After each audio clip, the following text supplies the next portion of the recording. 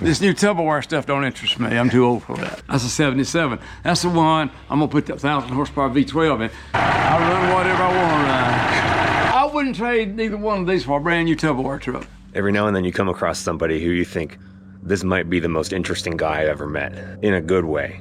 Darrell Andrews is one of those guys. I worked 18 years at Junior Johnson's and I used to go over the wall. I still get them Mack's cards in the mail. I still get them to sign people, to autograph people. I've always been into trucking and work all week here. Then I left every Thursday for 33 years and went to the racetrack and worked. What kind of truck do you drive at Junior Johnson's? 359. When I started out driving, me and Henry Benfield, we went to California had a K100, just like that, big sleeper. And then in '84, Peterbilt, Darrell Waltrip was driving for us, and Peterbilt gave us two 359s with big KT600s in them. We run two teams from 11 to 12. Man, them things would fly. Had 12 513s in them. We took the 13. Henry took them and reversed, flipped the counter shafts around in them and made them a triple overdrive. And they would fly. So you had modified trucks to haul the race cars even back then? I worked at Juniors, and when we switched to Ford sent these new Aeromaxes down there to pull the trailers with, because they wanted a Ford truck pulling the trailers, and they sit there and sit there and sit there. And the guy from Ford came down and said, "Why won't you use them trucks?" Junior says, "They won't pull my fast enough." We never did, so Ford took them back. Well, that's we funny. stayed with the Peterbilt. They had a plaque on the dash. This Peterbilt was custom built for Darrell Waltrip. Which one did you drive? Which team? The 11. Okay. Yeah. Did you have a name? Like, what was they called? Henry Benfield Piccolo player or something? Yeah, I was country gentleman. Everybody around the racetrack always called me DA because we had Darrell Waltrip. Both of us named Darrell, and every time they'd holler, "Darrell, come here," both of us would answer. And Jeff Hammond said, we got to stop this. So from then on, I was DA, and he was DW. Is that how he became to be DW? Yeah. Like, because he goes by DW now. Yeah. Well, anytime I can go to the racetrack right now. I ain't been to the racetrack in years. I can go to the racetrack right now, and everybody still calls me DA. That's funny. Jeremy calls me DA. There'd be no DW without DA. Yeah. He'd just still be Darrell. Well, and Darrell used to call all the time. He'd call the office now before I sold out. He would call and say, "Let's speak to my other brother, Darrell." She was a big old yellow Caterpillar.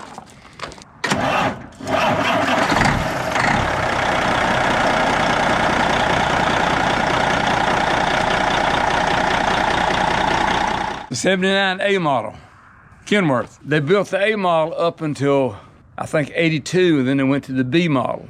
They built the B model from 82 through 89, and then in 90 they started with the L. This 95 I have in here is an L. Oh. The L has a narrower hood. The old A model has got the widest, longest hood of any Kenworth that they've built. Is this like your daily driver? Yeah, this one runs every day. You know, I made all them steps out of stainless, made the straps out of stainless. And this cab over here, it's got 600 marine cabs in it. So I wrapped these tanks in satin stainless. This truck's been running for probably 10 years. I had Lincoln Chrome to build me these breathers, and I made all these pieces. I did have all this covered in stainless, and somebody tried to steal it and took it off, and I just put diamond back. I even wrapped these in stainless. There's probably not that many people who are using cab overs for daily work. Cab overs, I get comments all the time when I drive this thing. Some guy came up to me at Sanford, and he said, "Man, I've stopped at every chrome shop on the East Coast trying to buy them pounds." I said, and he said, "Nobody's got them." I said, "No, I made them. You won't find them. They're not marketed. They're not on the market. I made them." I made these panels and put these lights in it. Kenworth leaves that hole open. I filled it in with a 359 Peterbilt stainless steel grill. So this stuff is so interesting because to the non-trucker average person, they just look at this and see stuff they don't know. No. I put all new glass, all new rubber, all new molding. Everything's got power windows. This comes painted on stock. I had a W9 that was turned over and wrecked, and I took this off of a W9 and put on it. It's 600 Marine Cat. Huh. Come off a yacht. Hey, how you like my sign? Do you mind if I smoke?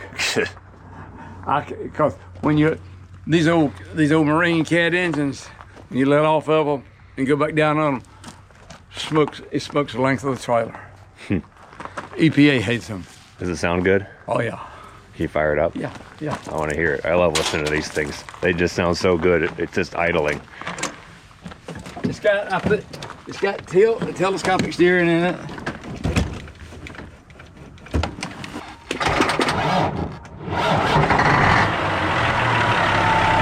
I even made these pieces here out of stainless.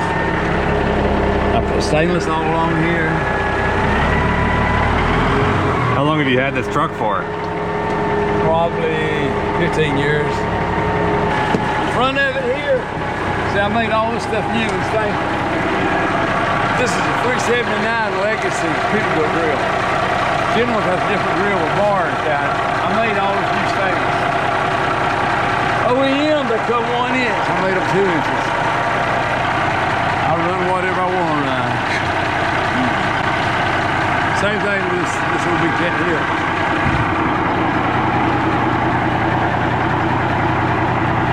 Which one's more fun to drive? This one's got way more horsepower. It's probably 200 more horsepower than this one. How much is that total? It's got, we got it set on the low side. It's at least 800 horsepower. Wow. This is 600.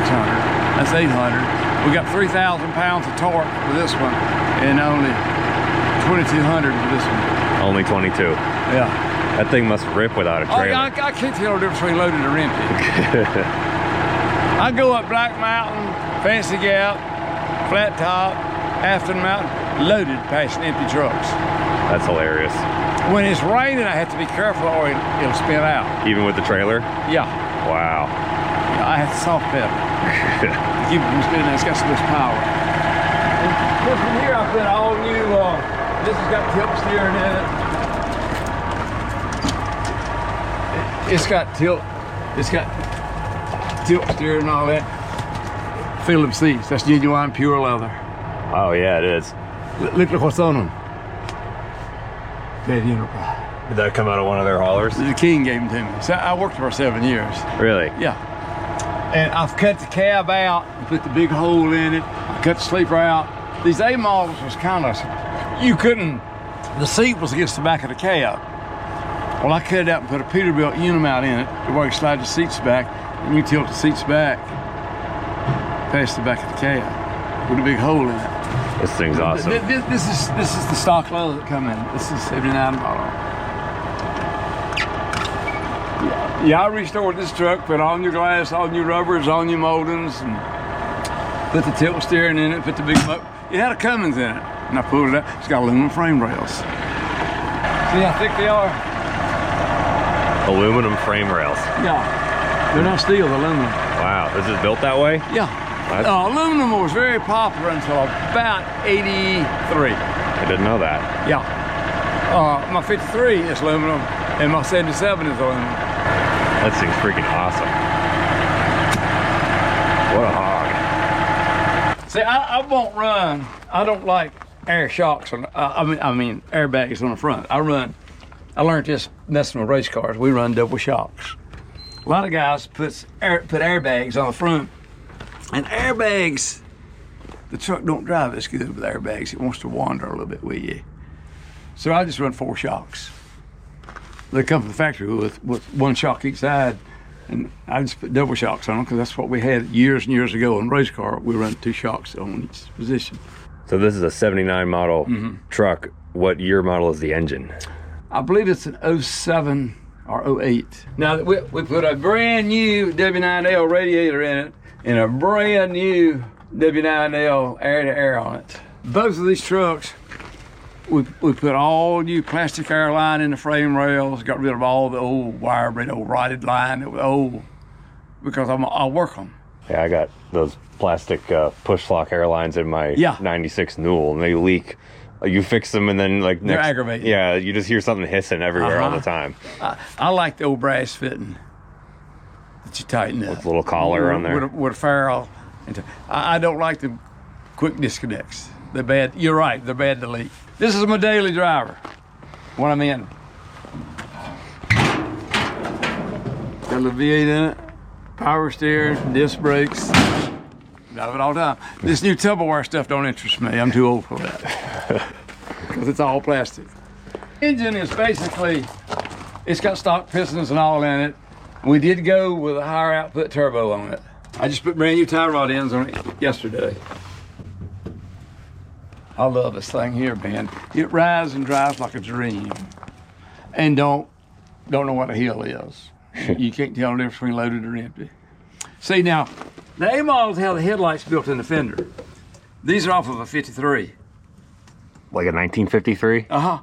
Wow. Yeah, I got a 77 y'all that still got the standard lights. Let me show you what they look like. What this one had originally. Everybody I meet thinks it's a Peterbilt because it's got single headlights on it. Because all the A models had duals built in. So that's what that one out there used to look like. Uh-huh. That's a 77. That's the one I'm gonna put that 1,000 horsepower V12 in. That's got 2 transmissions in it, 2 sticks. And that's got 2 sticks in it. Now, this is a 75 Peterbilt, 1975 Peterbilt. It's got a 1693 TA in it. It's a 352. See, the 362s they made higher. I wouldn't have a 362 because it's too hard to get in and out of. That's got a 1693 TA in it with a 13 speed. That's a numbered truck. That's number 41. They didn't build with 359 of them. That's number 41. What year is it? 87. That's a 58 B61 Mack over yonder. Integral sleeper. That's an 80 model cab over. That's a 58. I got the hood off it because I'm gonna put power steering on it. We'll walk around the little side. You can see them. Yeah, I want to see that and those engines over there because I didn't have the camera on when you showed them to me. Yeah. This is a 1693 TA. It's a factory 4 1/4 cat, and they rated back then. They rated the horsepower at the wheel, not at the flywheel. Nowadays they rate them at the flywheel, and you only get about 80 to 90% of the horsepower at the ground. The way they rate them. These things was awesome, but they didn't get the fuel economy, and they were heavy. They cost a lot to work on because they come out of a bulldozer. Now this 60 Pete's got a 3406 in it, but I'm gonna pull it out. I'm gonna set that cab on a late model chassis.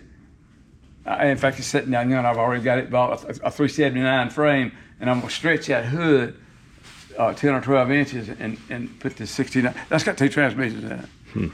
You got the 2 sticks. So you're a big cat guy? Oh yeah, this is cat. This is a 95 that I'm restoring. I know the guy that bought this truck brand new. You've never seen a truck this nice inside. He had a sock on the armrest and a white towel in the floorboard. Look at that carpet, this is clean. This is a 95 model. That looks new. Yeah, it's a 95. He bought it brand new in 95, and he swears that this truck's never been over 65 miles an hour. Nobody's ever drove it but him. I'd be inclined to believe him with carpet that looks like that. And he's retired, and I told him, I said, if you ever retire and want to sell that truck, I want it. Yeah, this is another cat that I've got. I started building it, and I ain't never finished it. This has got a 12-to-1 compression pistons in it. Most cats are 16 to 18 to 1. This is 12 to 1 in the Marine out. They're 12 to 1. Can you run more boost that way? Yeah, and well, you won't blow a head gasket as quick because you don't build the boost. The only thing about a Marine engine is they're designed to run at a constant RPM. You can't turn these loose with drivers because they're in and out of the throttle and they'll blow them up. Because they're set up. There's so much fuel going in them to run a constant RPM, but man, will they pull if you know how to drive one. Interesting. So what is this here? This is a 1,000 horsepower twin turbo V12. Now this is a 2-stroke. That's a V12 Detroit. What did this come in? Come in a uke, a earth moving pan. They 2 of them, one in the front and one in the back, one pulling and one pushing. Earth moving pan? And the EPA won't let them use them because they don't meet EPA specs. This was the rear engine, and they had just put it in there. This engine probably had got 200 hours on in the pan before the EPA made them get rid of them. What are you gonna put it in? I'm gonna put it in this 77. It's got a Cummins in it. I'm gonna pull it out and drop that in. It's got 2 transmissions in it. That's gonna be freaking cool. Oh yeah. This thing looks really mean just sitting there already with the way those turbos are. See, I had some of these back in '74. They're good engines. They were wicked. They didn't get no fuel mileage. Of course, fuel back then was 23 cents. So what is that? How these two-strokes work? It's got to have the blower on there to get the air in it. You got a blower. This is your blower. These are your two blowers. And your liners are cut out all the way around. You got just as much pressure in the crankcase as you have up here. Everybody fusses about a Detroit leaking oil, but they've got so much air pressure in the crankcase. And what I do, these little air box drains, well, they're on the other side. I had a bunch of 318s, which is the V8s, back in the day. And these air box drains, right there's one. You see it right here? See that little bitty pipe coming down right there? Yeah. That air box. I would put a plastic line on that and there's one on each side. I would run them down and run them into a milk jug. All the two-strokes sitting idling will slobber out that airbox drain because you've got so much pressure in the crankcase, in the oil pan. For them liners, when that piston goes up and down, it's blowing all that air, and I just got to go summers, so it blows out the airbox drains. And I'd put little hoses on them and run them back into a gallon milk jug, and every time I change oil, I'd pour the jug out and put my lines back in. You never did see one of my trucks leaking oil. That makes sense. Yeah, the two-strokes was notorious for that because there's so much air pressure in the crankcase, whereas a four-stroke don't have that. You like driving a four-stroke better? Yeah. Well, I love the sound of the old two-strokes. See, Mack only built a day cab. Orville Body Works built all of the sleeper cabs. There's only 350 of them been built. How do we get back there? I want to see that thing. What you hit? We'll walk back right here. This thing looks like a mid-size between a normal First truck truck I and ever drove in 1963. I started driving in '63 and I drove a 58 B61 Mack. This is a 58 right here. And you got two sticks in it. You saw the tandem. I was going in it. I got a tandem to go in it. It's a single axle right now, but I've got a tandem, air ride tandem to go in it. They only built 350 of these. Mack. Now I've got two Mack B-model day cabs. You just can't find these. These are built by Orville Body Works in Orvilleville, Ohio. They built 350 of them. So is this like an early truck? Because it's smaller than all the other ones. Oh, yeah. Did they just grow over time? Yeah. Oh, the new trucks are huge inside. So with these, were they like the early tractors, were they all this size and they just kept getting bigger and bigger as loads grew? Every year they kept getting bigger and bigger and bigger. What was the first like big one? So this is like a 58. And then they didn't start building the big ones until probably the mid 2000s. Huh. What about like the size? Well, now they gradually started getting bigger in the 70s. Okay, that's what I was wondering. Yeah, they started growing in the 70s, and they really got big by the mid 2000s. See these tanks here. See, this is the way they normally are. You know, I made them wide vans. I ain't never made them for this one yet. This is stainless, satin stainless. Where'd you learn how to fabricate? Just picked it up. Hey, you don't find many that's got a ripple back sleeper. Oh, that's nice paint. You can't see that without the light on it. Yeah. I had another cab over, and I had a guy. I done started fixing it, then stretched it way out, put an air ride under it. The guy come by wanting to buy it. I said, it ain't for sale. He said, at no price. I said, nope. Stupid me put a price on it that I didn't think he would take. He said, I'll take it. So I'd already put a cat in it, had it stretched out, but I sold it to him. Now this truck here, that's a fat cab, what they call a fat cab, flat top. It's not an Aerodyne. I took the hood off of this one here. I'm gonna put a W9 steering box up front. It's got a manual box back here. I'm gonna put there it is. I'm gonna put a W9 steering on it. That's a 58 model. This here is a 60 model 351.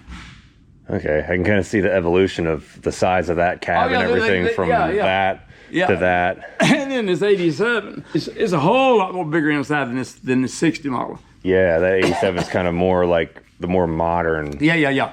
Now the new 680s are absolutely. I'm old school. I like the trucks where I can reach over and roll the window up and down on the other side. Yeah. You got to get up and run over there and do it now. I'm gonna take all that aluminum out of it, put it back original. Man, this looks like it would be interesting on a sunny day. Yeah. It'd be like shine all over the place, get real hot. I wonder if the guy that had it before me, this truck was on the cover of one of the magazines, Overdrive magazine in 1985. I got a copy of it. Really? Another guy had it. See, I had that sleeper there on my 53, but it didn't have the wrinkle back in it, and I switched them. What is this transmission here? This is that Rocket, Carolina Rocket. This is the one that we special built. We took a 9-speed overdrive front box and put a 13-speed double overdrive. Here it makes it a triple overdrive. How does that work? It is fast. You're only turning about 1,400 at 75 mile an hour. It's unbelievable how much top end it gives you and your fuel mileage. What's the fastest cruising speed you've ever? Oh, I'm an old man. I won't run over 75. See, in these trucks out here, I'll run about 70, 72 about all the time. When I drove for Roush, they run 3 teams. I'll be the last one leaving Sonoma, and I was always the first one back to the shop. And Jimmy Finnegan asked me one time, he said, "Boy, you must haul ass to always be the first one back and the last one to leave Sonoma." I said, "No." I said, "The same trucks pass through around 80, 90 mile an hour, but they stop everywhere. I stop about every 4 hours and check my straps on my cars, give me a bottle of water, fix me a sandwich." I hate a truck stop. Long time I stop is for fuel. You know what this grill is? That's a muffler guard off of 352 Peterbilt. You just like the pattern in it? Well, it's stainless, and it's so much better than what Kenworth put in it. See, Kenworth uses these bars. You know, that shot I showed you, I put a Peterbilt grill in it, and no bars. Yeah, this is a 1953 model. Did you change anything on the inside? No, it's all original inside. We upholstered it with Mercedes leather, but everything is original. So if you were a trucker in 1953, this is what you got. I drove a 58 model B model Mack back to Baltimore and Philadelphia. It used to take me 14 hours to run to Baltimore. Now I can run Boston in 14 hours. We didn't have no interstates back then. We went through every town, every traffic light, every stop sign, just 2-lane roads all the way up. There weren't no interstates. Is that where it was? The only interstate we had back then was the Jersey Turnpike, and of course I couldn't afford what it cost to run a turnpike, so I run number 1 in 130 all the way up the side of the first section interstate I ever drove on that was when they built 85 from Richmond down through Dinwiddie. They built 58 miles. I thought it was on the Autobahn. Is that why trucks started getting bigger? Because loads got bigger and it was the interstates that did that? See, when I started, we pulled a little 32-foot trailer. And then it went to 35, and then the 38, and then the 40, then the 42, then the 45, and then the 48. I said, man, they can't get no bigger. And now then they're 53. That makes a lot of sense. Yeah. If you got, I had 167 horsepower. Back in the little Mack. In Mack. At 167 horsepower, and you'd run 65 mile an hour down the hill and 5 mile an hour up the hill. And today's modern day trucks are set there and run 60, 70 mile an hour uphill, downhill all day long. It's hard for me to fathom life without interstates. So it's like, I didn't even think about guys like you have driven all over the country before they existed. Yeah. Man, that had to be interesting. Yeah. Well, there was very few interstates. We had the Jersey Turnpike, which was an interstate, but there was no interstate the way we run, like to Baltimore, New Jersey, and Massachusetts. And we run we'd have to go through Carver, Chapel Hill, Henderson, South Hill, Richmond, and stop at every traffic light and every stop sign. Because there weren't no interstates. So now all the interstates bypass all the towns. And you just sit there and rock and roll. When you had your company going, what were you hauling? Produce and refrigerated and frozen foods. Yeah, just some old iron, nothing fancy. Did you ever drive through anything crazy like a tornado or anything like? We were coming. I'm one of three that's did all 29 years of Calpetty charity ride. I'm fixing to do the 30th year, and I always ride out on my motorcycle to ride back, and we could see the tornado off to our left, and Kyle stopped everybody, and we made a hard right at the next crossroads, and rode 100 miles to get away from it. That's a 56 T-Bird I've got. And what's that truck in the corner? Yeah, that's a 59. Ah. That's a standard hood. That's not an extended hood. Okay, that kind of looks like the next size up from the Mack between the. Here's one of my old cars. Here's where I keep my old cars over here in a climate controlled dark room. Oh, okay. I didn't even know this is over here. That Camaro is one of one. They only built one for SEMA show. That's a 95 F1.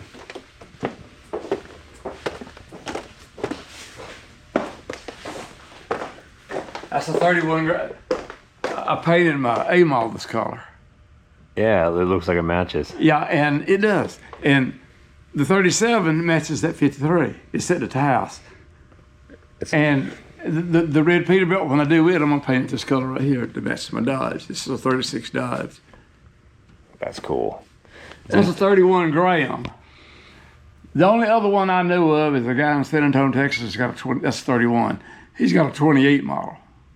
I don't even know if I've ever heard of Graham. Well, they merged with Page in 33 or 4. And then they went out of business after they merged with Page. Now this is a 58 Apache. Got all Corvette LS running works on it. Did you build this too? This thing is a rocket ship. No, I bought it Barrett Jackson. Ah. Man, it'll light the rear wheels up at 30 mile an hour. That's nice. It's on airbags. You can just set it right on the ground. I still got my old chopper from the 60s. They had choppers in the 60s? Oh, yeah. Let me tell you something. If you rode a Harley Davidson back in the 60s, I already said you was a hoodlum. Now everybody's got them. That's funny. Yeah. I'm having it restored. We run with big long front ends, no front brakes. Had a drum brake on the back. I'm putting disc brakes all the way around on it. Totally refurbishing it. What about this Camaro?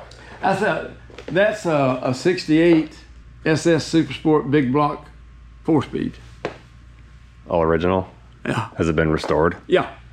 It's had rotisserie body off, rotisserie restoration. That thing's nicer than the day it was brand new. Yeah, it looks like showroom fresh. Yeah. I used to build street rods, and I had a 32 Ford I built. I had several that I built.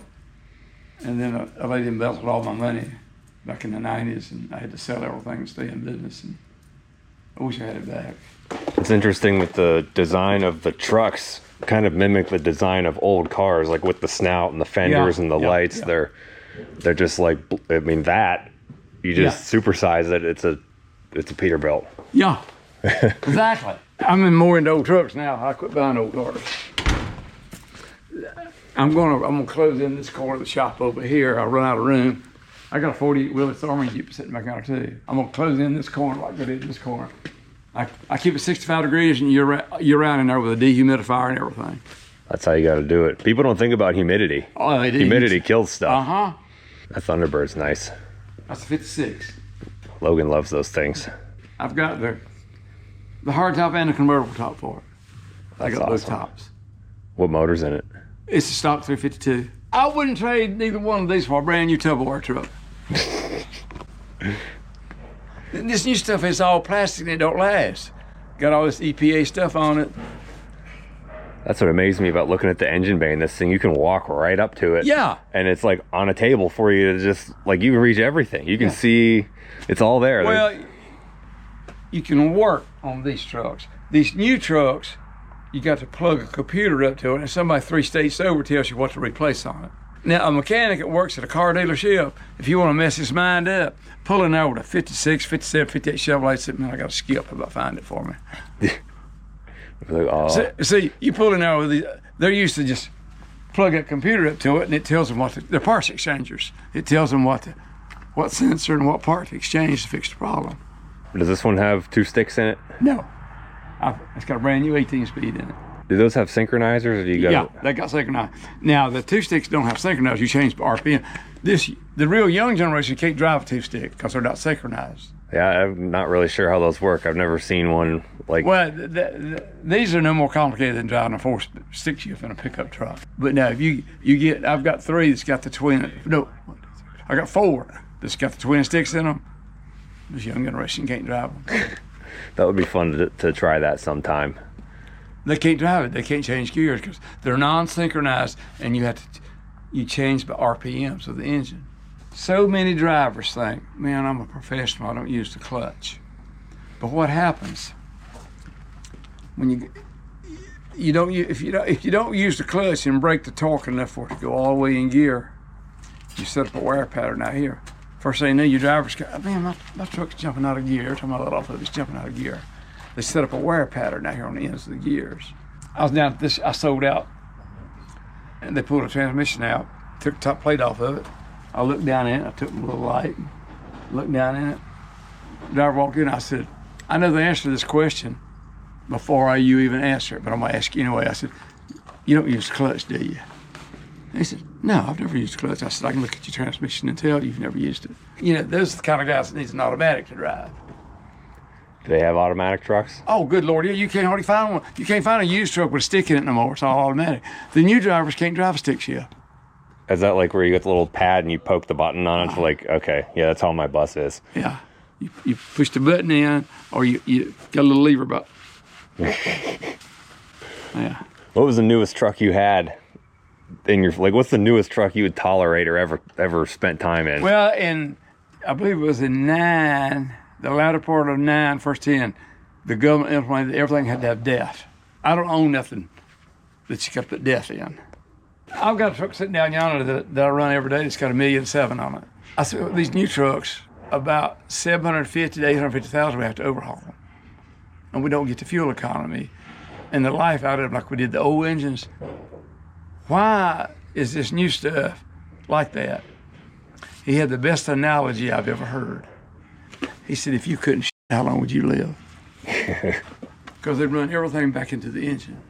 That's the reason it don't last no time. That makes a lot of sense. Yeah, clogging it up, getting the oil dirtier, wearing out, scarring things. And yeah, exactly.